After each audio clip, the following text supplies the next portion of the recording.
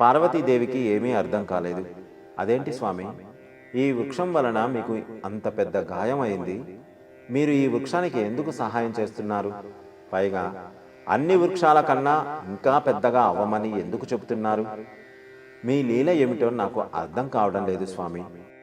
అప్పుడు ఈ ప్రశ్నకు నేను తప్పక సమాధానం చెబుతానన్నారు స్వామి.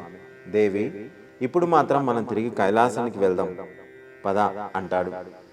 పరమేశ్వరుడు పార్వతీదేవి ఇద్దరు కైలాసానికి తిరిగి ప్రయాణమైన తర్వాత కూడా పార్వతీదేవికి మాత్రం భూలోకంలో జరిగిన దాని గురించి ఆలోచిస్తూ, స్వామి, ఎందుకు ఆ విరిగిన వృక్షానికి అడవిలోనే అన్నింటికంటే పెద్ద వృక్షంగా ఎదగమని వరాన్ని ఇచ్చారు అని అదే ఆలోచిస్తూ ఉండబట్టలేక స్వామివారి వద్దకు వెళ్ళి మరల అదే సందేహాన్ని అడుగుతుంది.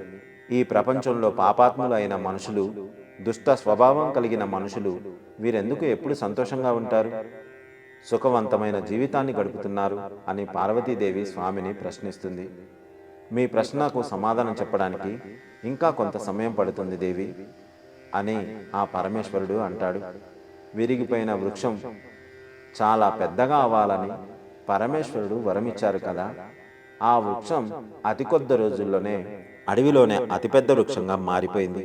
ఆ వృక్షం ఎదురుగా అడవిలో ఉన్న ప్రతి వృక్షం చిన్నదిగానే కనిపిస్తుంది.